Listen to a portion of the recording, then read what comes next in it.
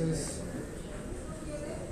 ayer hemos avanzado con la palpación, percusión, ya habíamos hablado de la inspección, también hemos repasado algunos temas que habían quedado en el tintero respecto a los reparos anatómicos, respecto a la técnica de palpación y la técnica de percusión.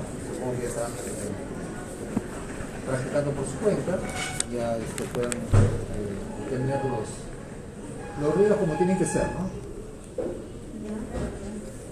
Particularmente les decía yo prefiero hacer la percusión indirecta, no sé, con las dos manos. Me parece que se pueden tener los ruidos como deben salir, ¿no? Con la percusión directa la verdad es que se necesita hacer un poco más de fuerza y puede molestar al paciente, así que no me parece muy conveniente. Depende de ustedes. Y respecto a la palpación también hay varias técnicas que han revisado los libros, también han visto, y también a las vibraciones vocales, ¿no? En algunos textos les indica que pueden hacerlo con el borde cubital para sentir las vibraciones vocales. Respecto a la amplexación también algunos, no solamente en la posición aquí, sino en otras posiciones para ver la amplexación. Entonces, ¿no? Al final todo es válido, lo que importa es que ustedes elijan una de las técnicas para que puedan observar todos los fenómenos que tienen que hacer en el tórax en esta oportunidad, solamente la teoría respiratoria. Cuando tengamos que dar la ocultación cardíaca, y bueno, en general, el examen cardíaco ya veremos exactamente lo que corresponde al examen cardiovascular. ¿Alguna pregunta hasta aquí, hasta en inspección, palpación y percusión del aparato respiratorio? ¿Todo está claro respecto a las técnicas, a lo que tienen que hacer?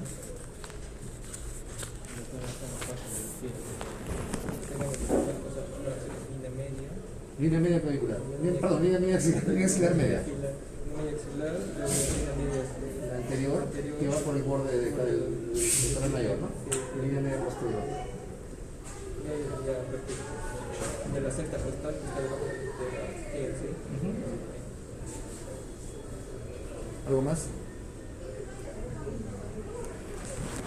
Con este dedo no, con el dedo medio. ¿Ya? Con este dedo no hay mucha fuerza. Prueba, te vas a dar cuenta que la fuerza mayor es con el dedo medio. Sí, con el dedo medio la fuerza mayor. Yo también hacía lo mismo con este dedo, no, con este dedo no hay fuerza. Con este. Ya, ahora hoy vamos a hablar de ocultación. Antiguamente, en la época en que no había estetoscopios, ¿cómo escuchaban o cómo ocultaban las vidas silenciadas? Buenos días. Con un pañuelo. Con un pañuelo. Como el oído directo, ¿no? Se colocaba un pañuelo en la espalda y en el pecho del paciente y venía el médico, el curandero, no había mucha frontera entre el curandero y el médico, no había nadie científico. Y escuchaba directamente en el tórax, ¿no? En la espalda del paciente. Entonces, años después, un investigador que se llamaba, ¿cómo se llamaba? Que inventó el estetoscopio.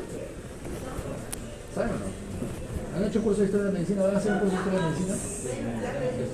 ¿Se han hecho? Pero no he escuchado nada, no he nada. Segundo siglo. ¿Ah? El segundo siglo. En el segundo siglo. La ENEC inventó el estetoscopio. Y el estetoscopio es un fonoidoscopio, ¿no? O sea, es un aparato que amplifica las ondas sonoras. Y la amplificación se realiza a través de la campana, ¿no? Y se transmite el sonido por un sistema cerrado, que es los tubos y luego hasta los auriculares. Todo esto está cerrado, obviamente, para evitar que se escape el sonido y que se concentre para poder escucharlo bien cuando le colocamos en los oídos.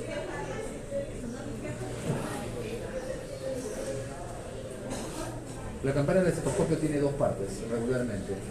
No traje el mío no tiene dos, sino tiene solo una, pero que cambia dependiendo de la presión que se ejerce. Pero usualmente tiene dos, ¿no? ¿Esto que se llama? Membrana. ¿Qué? ¿Esta parte cómo se llama, la campana? ¿Membrana? Diafragma.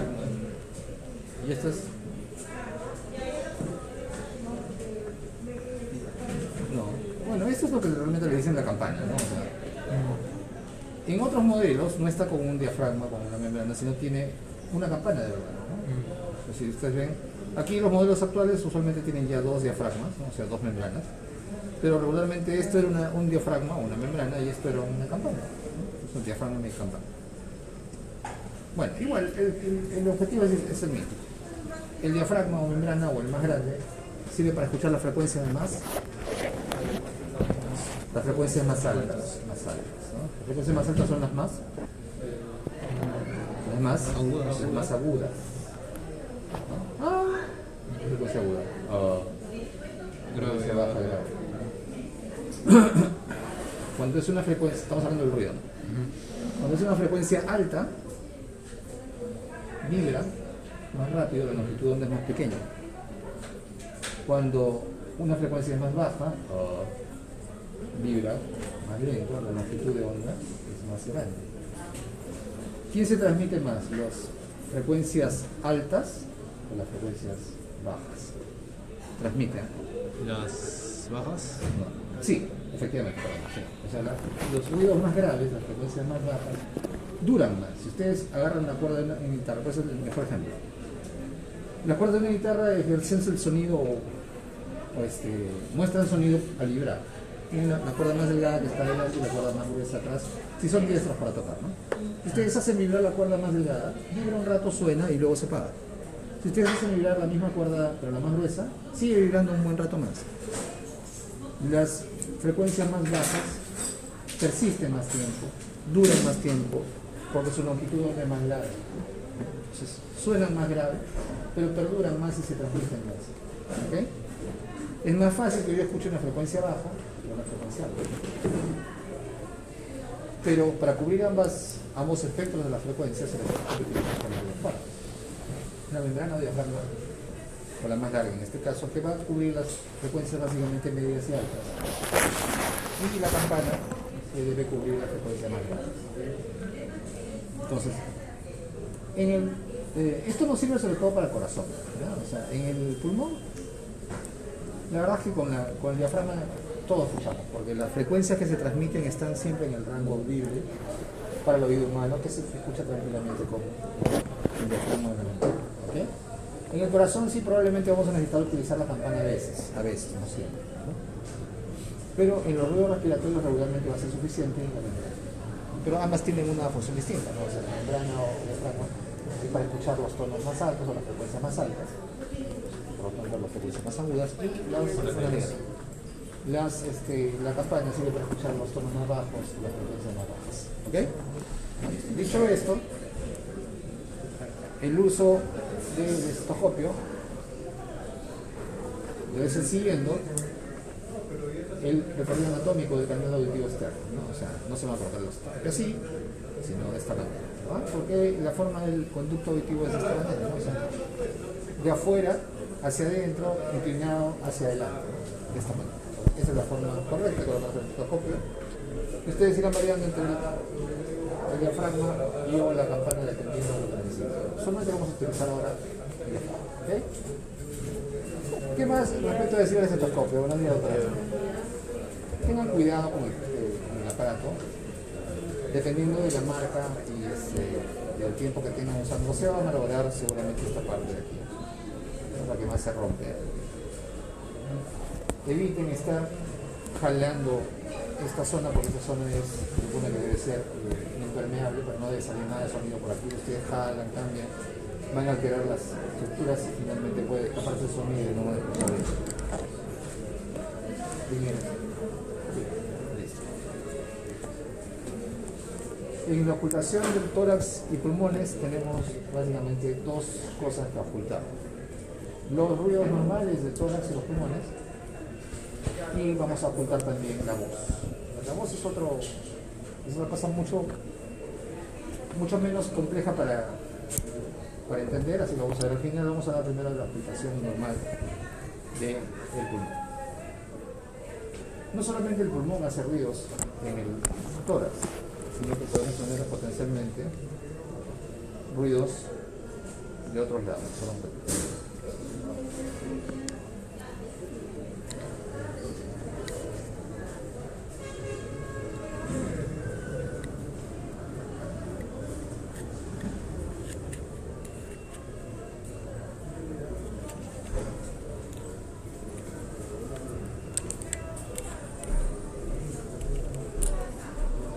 Ya. Entonces nosotros tenemos tres ruidos respiratorios normales que se pueden escuchar en el tórax. Primero es lo que se conoce como murmullo vesicular. ¿Ok? El murmullo vesicular es el ruido que produce el aire al entrar y salir luego de las vías respiratorias. Es el que se escucha mayormente en todo el pulmón, adelante y atrás, y que debemos aprender a identificar normalmente. Ahora vamos a escuchar entre nosotros, vamos a escuchar a un paciente, pero es lo primero que tenemos que saber, es el ruido normal. Así como ustedes ayer han aprendido a sentir las vibraciones vocales normales, igual tienen que aprender a escuchar ahora con el estetoscopio el murmullo vesicular normal. Se escucha en los pulmones. Existe otro sonido que se puede escuchar básicamente en la zona de los bronquios, por aquí para el lado derecho más o menos, en esta zona alrededor del tercer cuarto espacio intercostal, donde se produce la bifurcación del bronco derecho izquierdo, que se llama ruido broncovesicular. Es un poquito más grueso, o sea, se escucha un poquito más ronco, pero la verdad desde el punto de vista clínico no tiene mucho interés, porque está circunscrito a una zona específica donde se va a escuchar, solamente en este lado. En el resto del pulmón, arriba, aquí o atrás, se va a escuchar el murmullo vesicular de la misma forma. Y finalmente existe el ruido que es el ruido laringo-traqueal, o ¿cómo se llama? Sí, laringo-traqueal, que se escucha en la tráquea, cuando ustedes ocultan directamente en la tráquea, ahora lo vamos a comprobar. Es un ruido más fuerte, es un sonido más intenso, es completamente distinto al ruido broncovesicular y al ruido del murmullo vesicular, que es el normal de los pulmones. ¿Okay? ¿Por qué les hablo de estos otros dos ruidos que son normales pero que regularmente no los ocultamos? Porque algunas veces podemos escuchar que el paciente, por ejemplo, tiene frío traqueal o tiene sonidos parecidos a los laringotraqueales que empiezan a formar en alguna parte del tórax, obviamente está completamente fuera del mundo. Entonces tenemos que reportarlo. Lo mismo ocurre para el ruido broncovesicular, que no debería escucharse en otra zona más que esta. Entonces, eso podría estar indicando cambio de densidad en alguna parte del pulmón que debemos estar atentos. Normalmente ustedes están escuchando el murmullo vesicular en todo el pulmón. Los puntos de ocultación pulmonar en el tórax son distintos en la parte anterior que en la parte posterior. En la parte anterior estamos limitados porque tenemos algunas estructuras que se interponen. En el lado derecho, ¿quién se interpone? En la izquierda, la silueta cardíaca. Entonces nosotros vemos limitados nuestra acción para ocultar el pecho en la parte anterior solamente desde la parte infraclavicular y probablemente hasta el tercer cuarto espacio, o sea, solamente esta parte. Aquí vamos a estar limitados porque el murmullo vesicular no va a pasar bien porque tenemos una interposición de otro órgano y en el lado izquierdo tenemos la silueta cardíaca que nos va a también interponerse en el sonido del murmullo vesicular. La mejor zona para escuchar de otro órgano, para escuchar el pulmón, es en la parte posterior. Entonces en la parte posterior, con el paciente en una posición similar a la que hemos utilizado para palpar, quiere decir con los omóplatos desplazados, es decir, con los brazos cruzados hacia aquí o si quieren así, ¿no? Abiertos, para poder exponer la mayor cantidad de parénquima pulmonar. Hacemos la ocultación hasta en 8 o 10 puntos, ¿no? Ponte acá. Adelante, ahora punto. Esta es la posición para ocultar un paciente. ¿Okay? Y tenemos desde la punta hasta la base, ¿no? 2, 4, 6, 8, 10 puntos. Y tenemos que ocultar de manera sistemática desde arriba hasta abajo. Dale verde por servicio, Catalina, bronce. Un lado, el siguiente. Comparando siempre la intensidad del murmullo vesicular y si aparece o no algún otro ruido, más de color colorado. ¿Okay? Entonces la ocultación del pulmón en la parte posterior es la que nos va a dar mayor amplitud para poder examinar los ápices pulmonares, la parte media y la parte base. En la parte anterior vamos a estar limitados y solamente vamos a ocultar aquí, en la parte anterior, infraclavicular, y probablemente hasta aquí y se acabó. Primariamente el examen pulmonar de ocultación es en la parte posterior. En la parte anterior podemos percutir, podemos vibrar, pero usualmente para ocultar vamos a ocultar atrás. No es necesario ocultar en el costado, salvo tengamos alguna duda o estemos pensando que, por ejemplo, hay un derrame pleural y queremos ver dónde cambia, ¿no? el punto de ocultación para poder delimitar una línea.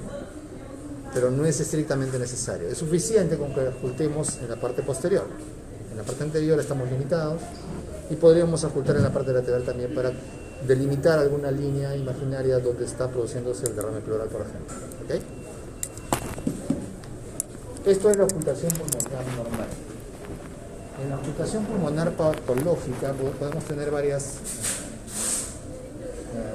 situaciones particulares. La primera situación particular es que tengamos una disminución o abolición del murmullo vesicular.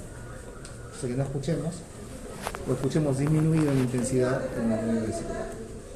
Eso ocurre regularmente cuando hay alguna estructura que se interpone en lo que es la pared, ¿no? En todo el continuum entre el pulmón, la pleura y la pared torácica. Si hay algo que en el medio que se interpone, nos va a bloquear la transmisión del sonido. ¿Okay? Como este murmullo vesicular es un tono medio alto, no es un tono bajo, no se va a transmitir muy bien con estructuras sólidas y tampoco, en el líquido nunca transmite nada, ¿no? El líquido siempre bloquea todo.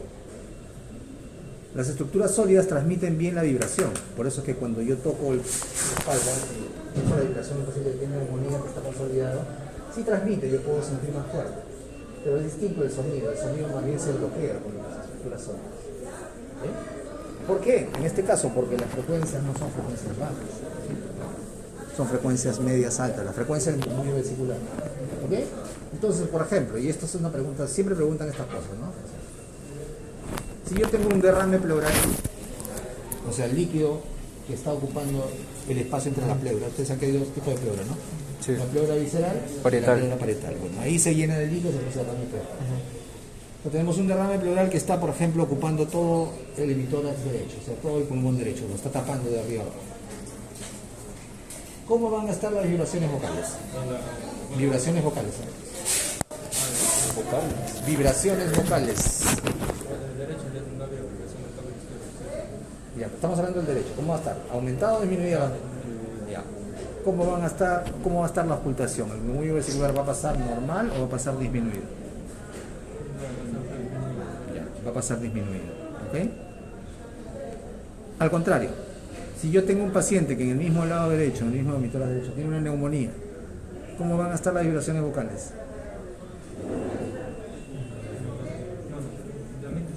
¿Las vibraciones vocales? Normal. Pero aumentado. ¿Por qué? Porque no es como si tuviera un líquido así, porque alcohol. No es como si... No. ¿Cómo es entonces?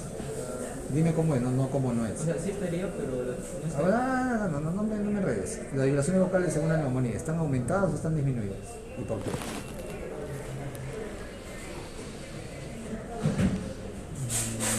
Disminuidas.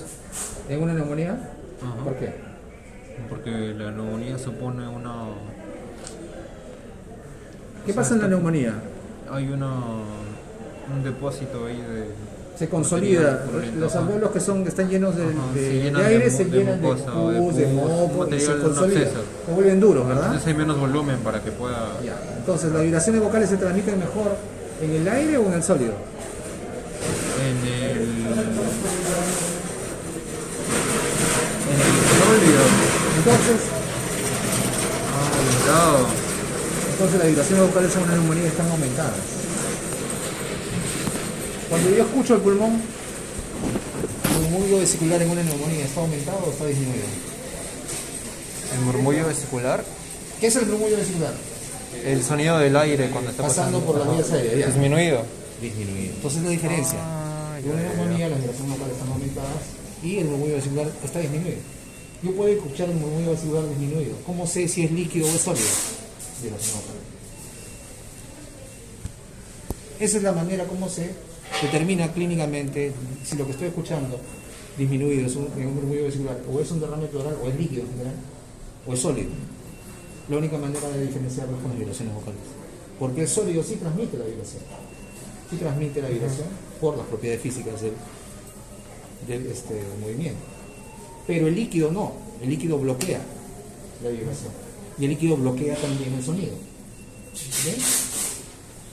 Entonces, para eso hacemos todas estas maniobras. Para eso inspeccionamos, palpamos, percutimos y escuchamos. Para poder correlacionar los hallazgos de cada uno de los modelos de exploración y poder definir, lo que estoy escuchando aquí es probablemente una interposición líquida, que no me deja escuchar el murmullo vesicular que está de esta mitad para abajo, y que como encuentro las vibraciones vocales disminuidas, probablemente corresponde a un derrame pleural o algo líquido que está tapando. En la pleura no solamente puede haber líquido, sino puede haber sangre, o sea, puede haber líquido, puede haber sangre. Es un derrame pleural al final, de etiología que sea. Está cubriendo ahí, no me deja escuchar, vibra menos. Yo puedo determinar el nivel escuchando, ¿no? En el momento que haya un cambio. A diferencia de una consolidación como un tumor o como una neumonía, donde las vibraciones vocales son las que nos van a hacer la diferencia. Las vibraciones vocales van a estar aumentadas. Ahora, cuando en un lado, por ejemplo, en auscultación, hablando solo de auscultación, cuando en un lado está disminuido el movimiento vesicular por algún motivo, sobre todo por neumonía, o por algún problema intrínseco al pulmón, ¿no? ¿Okay? No de las estructuras aledañas, regularmente el otro lado trata de compensar la falta de oxigenación de un lado del pulmón o de una porción del pulmón. Entonces lo que vamos a escuchar es un murmullo vesicular aumentado en intensidad y en frecuencia. Aparte que el paciente va a tener polipio, yo voy a escuchar un murmullo vesicular más fuerte, en el otro lado que está sano. ¿Velada? ¿Cómo? ¿Eso se llama velada? Velada. No. Velado es cuando no lo escucho nada, ¿no? Dios. Velamiento es cuando todo está tapado. Estoy hablando de que cuando yo tengo en un lado, por ejemplo, una neumonía o cualquier patología que afecte intrínsecamente al pulmón, que disminuye la capacidad de oxigenación de ese lado del pulmón, o de ese pulmón o de esa porción del pulmón, es frecuente que yo encuentre en el otro lado, en el lado contralateral, por ejemplo en el izquierdo, el murmullo vesicular aumentado de tamaño, además que voy a escuchar, ver al paciente que está poliméico, ¿no? Si tengo medio pulmón que no está funcionando porque está lleno de pus, es evidente que una de las maneras que voy a compensar es aumentando la frecuencia respiratoria. Además de eso, señora Félix, además de eso yo voy a mirar al paciente, o sea, en la inspección voy a medir la frecuencia respiratoria hasta con polimia, y cuando la oculte, voy a escuchar aquí porque no suena nada, le pongo la mano, vibraciones vocales aumentadas. Al otro lado, el murmullo vesicular seguramente va a estar un poco aumentado en intensidad. Eso es una manera de compensar del otro pulmón para compensar esta parte de este pulmón que no está funcionando bien. En esos casos podríamos hablar de que el murmullo vesicular se encuentra aumentado de manera compensatoria. ¿Sí? ¿Me entienden, no? Sí. Si uno no funciona, el otro trata de compensar, entonces aumenta y el sonido se va a escuchar un poco más fuerte. Doctor, en la neumonía y en el derrame pleural, el murmullo vesicular se encuentra disminuido, ¿verdad? Sí, pues. Por motivos distintos. Claro, pero El motivo, se oye igual. el motivo en la neumonía que el murmullo vesicular se encuentra disminuido o simplemente no se escuche, ¿cuál es? El absceso purulento. El absceso en el... ¿Por qué no escucho murmullo vesicular en la parte donde está la neumonía? Porque están bloqueados los alveolos, porque el sonido del murmullo vesicular es el pasaje del aire a través del árbol respiratorio. Entra el aire, suena, sale el aire, suena nada más. Si yo tengo todo eso tapado por pus, por detritus, no va a sonar nada. Pues. Efectivamente va a estar abolido, no se escucha nada. O sea, van a escuchar, no escuchan nada. Escuchan al otro lado que está normal y se dan cuenta totalmente de la diferencia. ¿Okay? En cambio, en el derrame pleural, ¿cuál es el motivo por el cual ustedes no escuchan o van a escuchar disminuido? La infiltración de líquido. Es por la interposición, ¿verdad? Del líquido que está entre las dos hojas de la pleura. O sea, el problema ahí no es el pulmón, el problema es la pleura. Está llena de líquido, entonces es una capa que le están poniendo ahí que no les va a dejar escuchar. Lo mismo ocurre cuando el paciente tiene mucho tejido graso. Si, por ejemplo, le escuchan a Adrián, que es flaco, el murmullo vesicular en su espalda, que es una espalda que no tiene mucho, y me escuchan a mí, seguramente que en el mío van a escuchar un poquito más disminuido el murmullo vesicular, no es que yo tenga una neumonía, sino que es por mi constitución.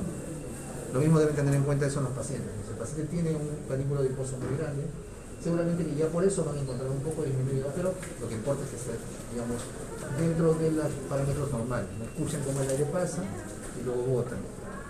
La inspiración tiene en el murmullo vesicular se escucha la inspiración como regularmente es más larga que la expiración. 2 a 1, 3 a 1, hasta 4 a 1 dice la gente, ¿no? Exagerado, pero 2 a 1, 3 a 1. El argente está muy bien en la parte de semiología respiratoria, doctor Hernández. Está bien detallado todo. El Mosby está también bien, pero está un poco más resumido. El argente está muy bien detallado, sobre todo en la parte de ruidos anormales de lo que vamos a hablar ahora. Entonces, la inspiración en el murmullo vesicular se escucha como 2 o 3 a 1 en comparación con la expiración. Cuando uno escucha el ruido broncovesicular, que está más o menos en el lado derecho, a la altura del tronco derecho, es distinto, ¿no? Se escucha un poco más parejo la inspiración con la expiración. La verdad es que no es muy útil, no lo vamos a escuchar con frecuencia, vamos a escuchar básicamente solo el murmullo vesicular. Entonces, la conformación, cuando ustedes escuchen es esa, la inspiración es más larga que la expiración. ¿Cuánto? Como 2 a 1, 3 a 1. Aquí estamos allá. Además de los ruidos normales, que es el murmullo vesicular, yo podría encontrar ruidos agregados en el pulmón cuando lo escucho. Y entonces hay... No digas, no digas. Hay alteraciones cuantitativas del murmullo vesicular, o sea, se escucha aumentado. Y hemos dicho que la principal causa por la cual el murmullo vesicular se escucha aumentado es cuando hay un pulmón que está compensando. ¿Qué tal? ¿Qué tal? ¿Cómo estás? Cuando hay un pulmón que está compensando otro que no está funcionando bien. ¿Okay? Es la principal situación en la cual yo voy a encontrar aumentado el murmullo vesicular. Sí. Es probablemente la única. El murmullo vesicular disminuido se encuentra cada vez de que haya algo dentro del pulmón que esté obstruyendo el flujo de aire o haya algo por fuera del pulmón que no deje escuchar. Ejemplo típico, dentro del pulmón, la neumonía. O sea que se llena todo de pus, yo no puedo escuchar nada, no pasa el murmullo vesicular. Ejemplo típico de algo que por fuera no me deja escuchar el murmullo vesicular, el derrame pleural, ¿no? O sea, está el líquido en la pleura, se interpone entre la pared torácica y mi estetoscopio y no me deja escuchar el murmullo vesicular. Cuando el derrame es de, digamos, extenso, de gran cantidad, no me va a dejar escuchar nada. Cuando recién se está instaurando, yo puedo saber el nivel en el cual está el derrame pleural. Voy a encontrar un punto en el cual está la transición entre que no escucho o escucho muy bajo hasta el nivel que yo escucho bien el murmullo vesicular. Pero si el derrame es extenso y tapa todo el pulmón, seguramente que voy a escuchar todo el pulmón tapado. No voy a escuchar. El otro pulmón voy a escuchar seguramente un poco más fuerte, si es que fuera un problema pulmonar, ¿no? Esas son las alteraciones cuantitativas, ¿no? A veces el murmullo vesicular puede ser reemplazado por otros ruidos. Estos ruidos son más son difíciles de diagnosticar a veces. Y yo les puedo decir que he escuchado algunos, pero no todos, en mi vida como médico, porque no es muy larga, pero sí es más larga que la de ustedes, efectivamente. Entonces, es complicado porque solo se presentan en algunas situaciones, no esperen escucharlos. ¿Okay? Y aquí están todos los soplos pulmonares. El soplo tubárico, el soplo pleural o pleurítico, que sí lo he escuchado y se suena así tal cual como lo describe, el soplo cavernoso y el soplo anfórico. El soplo tubárico se produce cuando está empezando una neumonía a emerger. Se escucha como un tubo, ¿no? Se escucha justo en el nivel donde se produce la transición de pulmón normal a pulmón con neumonía. ¿Okay? No lo puedo describir, lo vamos a escuchar en un rato. Yo tengo acá un par de videos que he seleccionado para poder escuchar. Estas cosas tienen que escucharse. Y si no tenemos pacientes, tenemos que escucharlo de alguna forma. ¿Bien? Entonces, esto hay que escucharlo, se escucha efectivamente como un tubo en una zona muy específica, que es básicamente la zona de transición entre la cual está el pulmón normal y el pulmón que se está consolidando, que se está formando la neumonía. Desde el punto de vista patológico, acuérdense ustedes cuando miraban su lámina del pulmón con neumonía, era como hígado, ¿no? ¿Se acuerdan, no? Le decía, el profesor de patología le decía, se está hepatizando el pulmón, eso es la neumonía, ¿no? O sea, se consolida, se llena de pus, todo se tapa, se vuelve como sólido, la neumonía es sólida. Para resolver tiene que eliminarse toda esa cochinada, ¿no? El paciente bota la flema, ¿no? Etc. Se la traga y la bota por las heces. Entonces, así se forma el pulmón, entonces no deja pasar nada. Entonces, en ese lugar de transición, donde está la neumonía y está el pulmón normal, en ese lugar se escucha a veces el soplo tubárico. Yo escuché un par de veces. Es un soplo de tono mediano, grueso. Los soplos en general del pulmón no se escuchan fuerte. Ustedes tienen que poner mucha atención para distinguir el murmullo vesicular de la abolición y el soplo. El siguiente soplo, que también es fácil de escuchar en el sentido que lo pueden reconocer, es el soplo pleurítico. El soplo pleurítico es un soplo de tono bajo que se escucha sobre todo en el punto donde está el límite del derrame pleural, por eso se llama pleurítico. Típicamente se describe en los libros como un soplo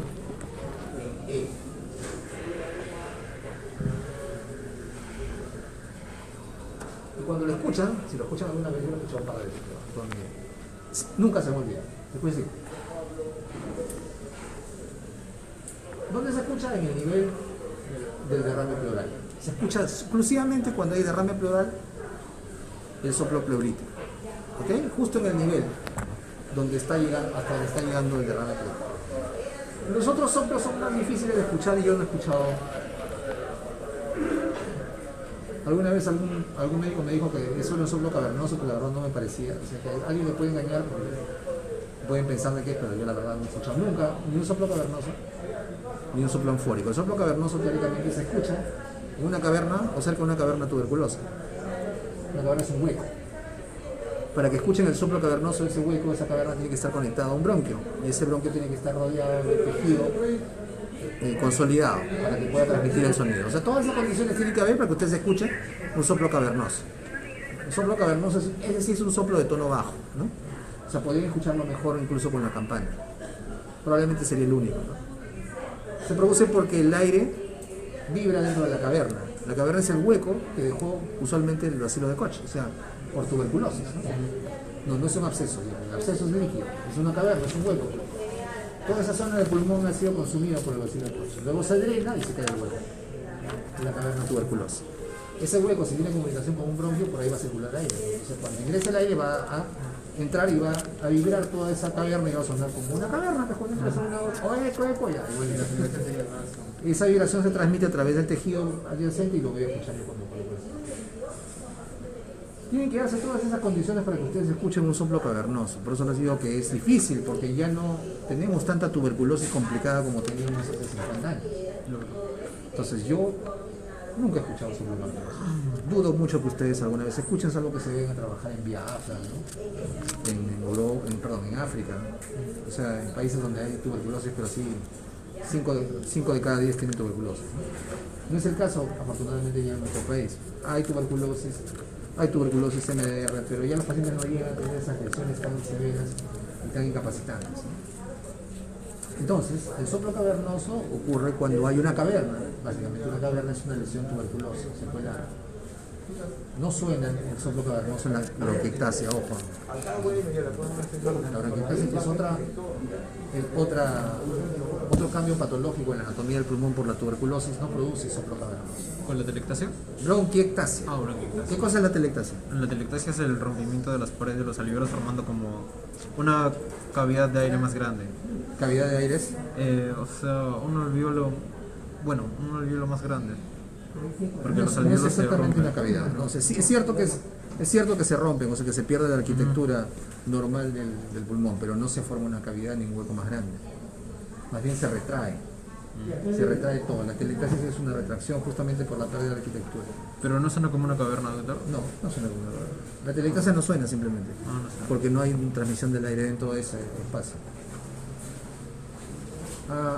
La bronquiectasia más bien es la dilatación del bronquio, ¿no? O sea, la tuberculosis al final afecta las vías de mediano y pequeño calibre y lo que hace el bronquio se dilata. Entonces, ustedes pueden escuchar una respiración más ruda, o sea, un murmullo vesicular de un tono más grueso, más áspero, pero no van a escuchar un soplo, ¿ok? Porque esas son vías de pequeño y mediano calibre que se dilatan en la bronquiectasis. En la bronquiectasia tampoco se escucha el ruido cavernoso. No, el soplo cavernoso se escucha en la caverna de tuberculosis. Doctor, ¿y el aneurisma de Romosen? ¿Qué es como ¿Qué es que eso? ¿Qué me dice el nombre? una caverna, si no me equivoco, es donde luego cuando crecen otra vez los vasos frágiles y cuando se dilatan hacen que la persona expectore sangre? Pero ¿y qué tiene que ver eso con la ocultación? No, quería preguntarle si también tenía un ruido cavernoso, porque también se forma... El ruido cavernoso va a estar solamente cuando todo ese espacio esté vacío, ¿no? Ujú. Una caverna, si está ocupada, ya no va a sonar como un soplo cavernoso. O sea, una caverna sí puede ser ocupada, es más, antes se veían estas cosas raras, ¿no? O sea, una caverna tuberculosa ocupada por ocupada, por ejemplo, por una infección micótica. Esas cosas raras se veían en pacientes pues tuberculosos que no recibían tratamiento y que estaban sobreinfectados. Y la caverna en el hueco se volvía a llenar con otra cosa. Pero esas cosas ya no las vemos afortunadamente ahora, ¿no? Entonces, soplo cavernoso, ya. Y el otro soplo, el soplo anfórico, es más raro todavía. soplo afónico en teoría se debe escuchar como cuando uno agarra una botella y sopla, ¿no? Eso se escucha en teoría en la motora. Yo nunca he escuchado, para ser sincero. En una motora no tienes mucho tiempo, o sea, simplemente ves que el paciente es agudo, no tienes tiempo ni de aplicarlo mucho porque el paciente no le falta el aire y está que se muere. Le pones oxígeno y drenas el motor y se acabó. El paciente rompe una bola enfisematosa y hace una motora, bueno, puede ser un poco más compensada, ¿no? Pero igual yo nunca lo he escuchado de eso. Lo único que he podido ver es a la ocultación, ver que en este caso en el aire se escucha un poquito más fuerte, en la percusión se puede escuchar la hiperresonancia, porque es aire, pero más nada, no tenemos más tiempo de hacer nada, tenemos que resolver el problema, porque el paciente no puede respirar. Estamos haciendo los 20 soplos y los 20 sonidos, y no sé, yo nunca he escuchado, pero en teoría, eso dicen los libros, el soplo afónico se debe escuchar en la zona donde se produce el neumotórax. ¿Cómo suena? Como cuando uno agarra una botella y sopla, ¿no? Sopla, por eso se llama afónico, ese es su tono particular. Estos son ruidos que no son murmullo vesicular, sino son ruidos que reemplazan al murmullo vesicular en situaciones muy particulares. Los soplos, el soplo tubárico, el soplo pleurítico, el soplo cavernoso y el soplo afónico. ¿Okay? ¿Qué ocurre cuando escuchamos ruidos anormales? Hola, ¿qué tal? ¿Cómo estás? Entonces tenemos lo que se llaman como ruidos agregados. El argente y otros ruidos también le llaman ruidos adventicios. Que cuando lean ruidos adventicios, ruidos anormales, se refieren justamente a los ruidos raros, a los que son completamente patológicos. ¿Okay? Aquí tenemos tres grupos. Los sibilancias y roncantes, en inglés los whistles, los crackles, que son los estertores, y los frotes, drops. Esa clasificación que usa la gente me parece muy buena porque engloba todo. ¿Okay? En otros libros van a encontrar todo desperdigado y la verdad es que un poco, cuando ustedes recién empiezan es un poco complicado que se den cuenta por qué tenemos que clasificar los ruidos. O sea, tenemos que clasificarlos para que ustedes lo entiendan mejor. Y la clasificación que tiene la gente me parece muy buena, muy didáctica, ustedes van a entender todo. Entonces, hemos hablado primero de alteraciones cuantitativas del murmullo vesicular, cuando aumenta y cuando disminuye. Después hemos hablado de situaciones en las cuales el murmullo vesicular es reemplazado por un ruido que normalmente no existe. ¿Cuáles son esos ruidos que reemplazan el murmullo vesicular? El soplo cavernoso, tubórico, pleurítico y el afónico. Eso es cuando el murmullo vesicular es reemplazado por un ruido que normalmente no existe. ¿El pleurítico cuál es? El derrame pleural. Exacto. ¿Y el otro que mencioné al principio? El soplo tubárico, Tubárico. la neumonía. No es cavernoso. Cavernoso de neumonía. Claro. ¿Y el soplo afónico? Afónico. Ya, entonces, ¿de qué patología? Del neumotórax. Esas cosas se les preguntan siempre. Eso lo preguntan. Soplo tubárico, neumonía. Soplo pleurítico, derrame pleural. Soplo cavernoso, tuberculosis. Soplo afónico, neumotórax. Así está descrito, efectivamente así es, ¿no? Ahora que lo vayan a escuchar en cada derrame pleural, mentira. Deben tener mucha suerte, deben escuchar justo en el momento en el cual se puede sentir, que es en algunos momentos iniciales del derrame pleural, cuando se está instalando, ¿no? Ahí sí se escucha, y si se escucha tal cual, se escucha el soplo pleurítico. Es el que más se escucha. Con más frecuencia se escucha. De todos los cuatro, el que más se escucha es el pleurítico y sí se escucha tal cual, como es. Y lo último es que ustedes, además de los murmullos vesiculares normales, escuchen ruidos respiratorios completamente anormales, ¿no? Que son los ruidos adventicios, como los llama el agente. Entonces tenemos ahí estertores, tenemos las sibilancias y roncantes, los estertores y los frotes, y el frote pleural. ¿Okay? Las sibilancias y roncantes son dos formas de un mismo fenómeno. Ese fenómeno es la obstrucción de las vías aéreas, de los bronquios de mediano y pequeño calibre. ¿Ok? Sí, claro. Ya se me fue el gozo. nuevamente. Cuando se consolida el pulmón, yo no escucho nada cuando hay neumonía porque todo ha sido ocupado por pus, no solamente dentro del alveolo, sino los bronquios pequeños y los bronquios medianos, ¿verdad? Todo está lleno de pus. Aquí lo que está ocurriendo para escuchar sibilantes y roncantes es que las vías respiratorias, no los alveolos, sino las vías respiratorias, sino los bronquios de pequeño y mediano calibre tienen obstrucciones parciales. ¿Ok? ¿Por qué están obstruidas esas vías, esos bronquios pequeños y de mediano calibre? Por ejemplo, en el asma. ¿Por qué están obstruidos los bronquios de pequeño y mediano calibre en En el el asma?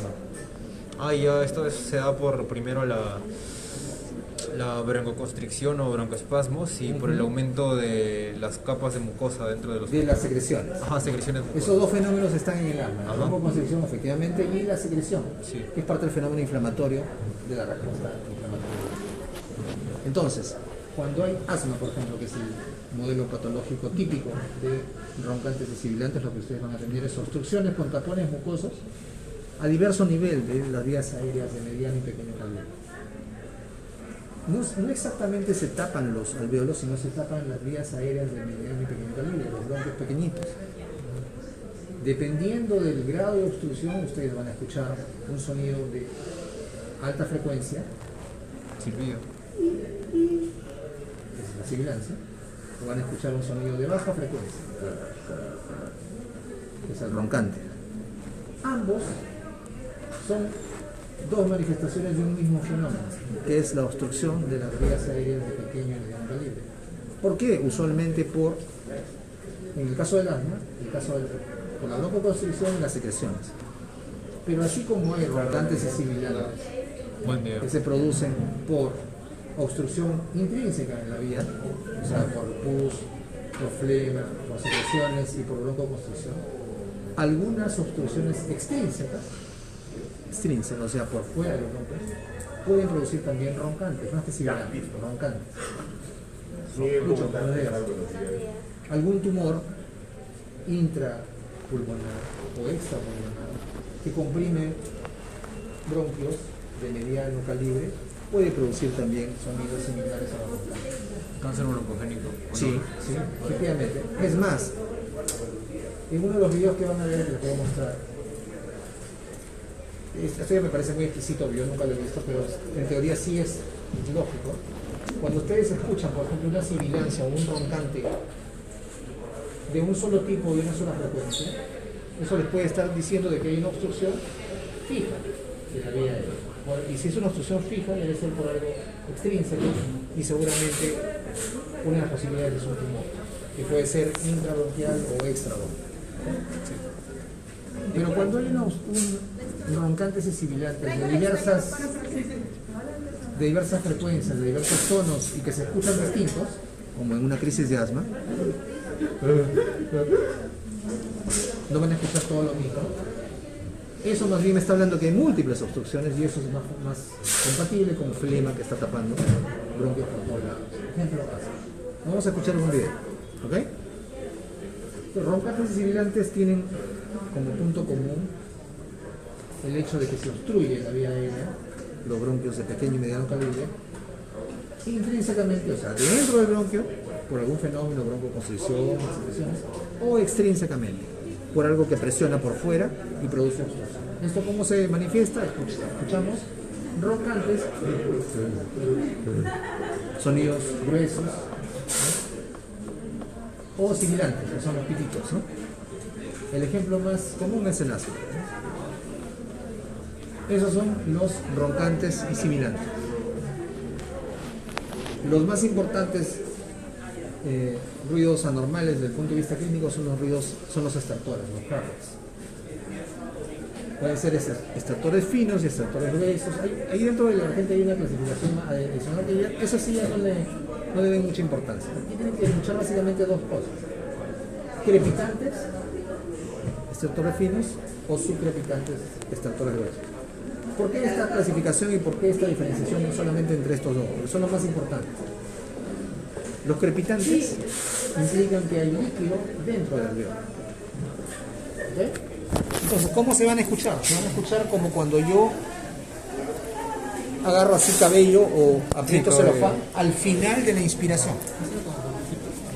Como burbujas, ¿ok? Sí. Pero al final de la inspiración.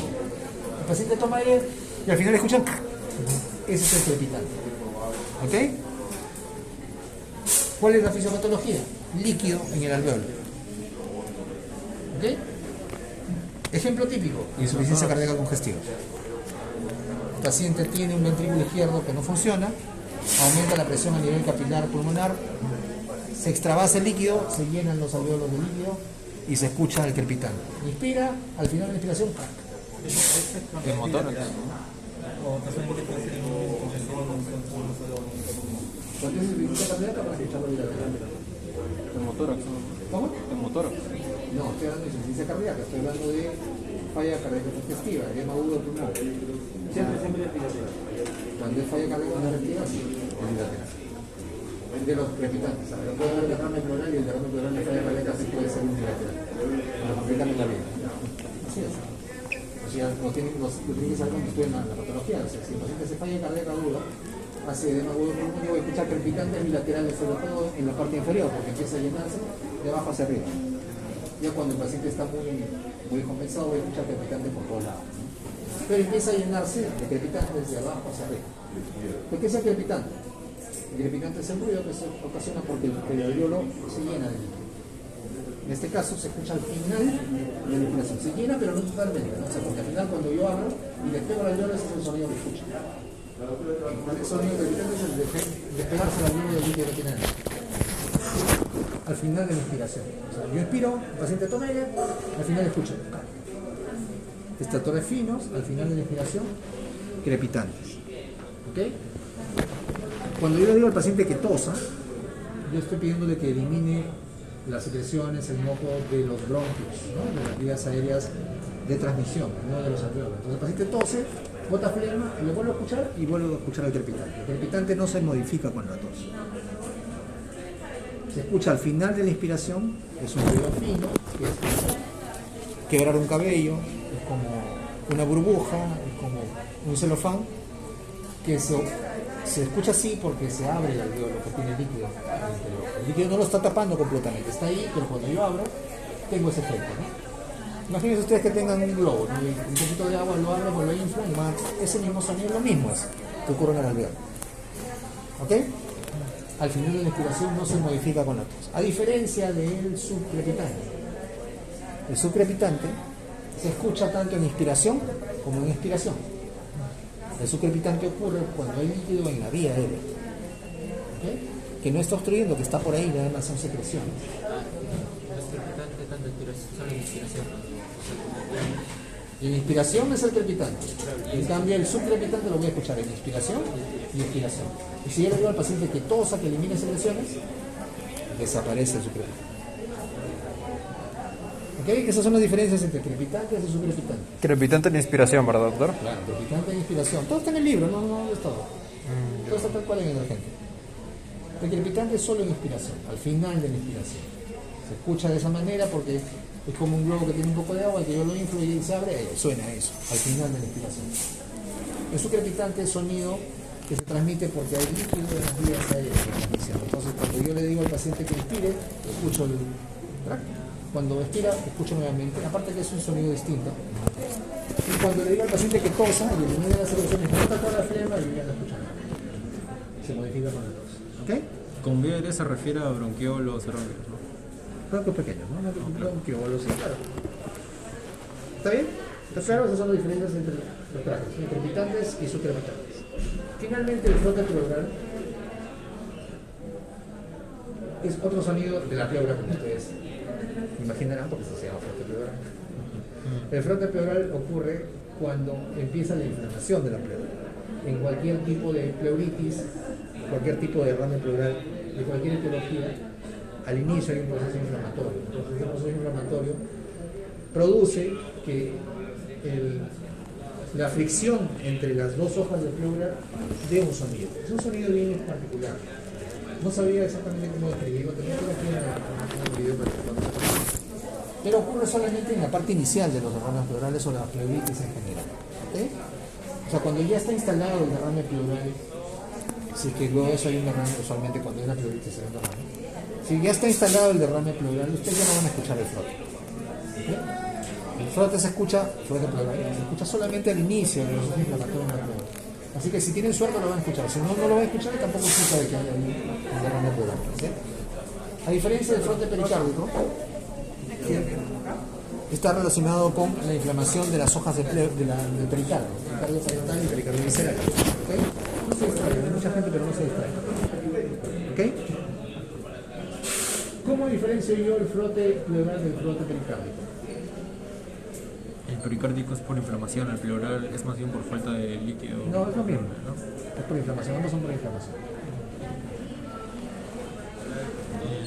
Piensen.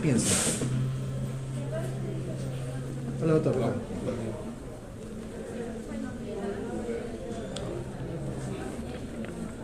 El frote pleural se da por la inflamación de la pleura. El frote pericárdico por la inflamación de la pericardio. Además de que es evidente que ambos son de distintos lugares, ¿cómo yo podría clínicamente diferenciar ambos?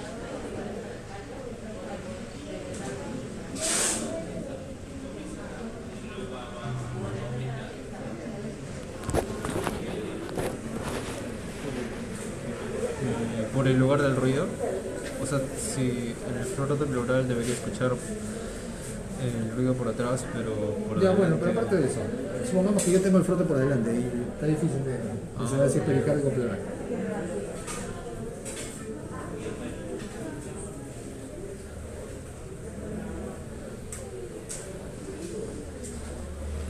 Piensen.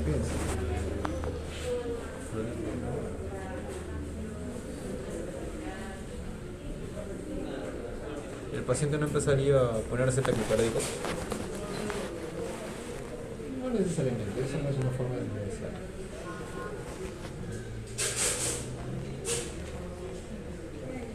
Yo creo que solo nos toca ir.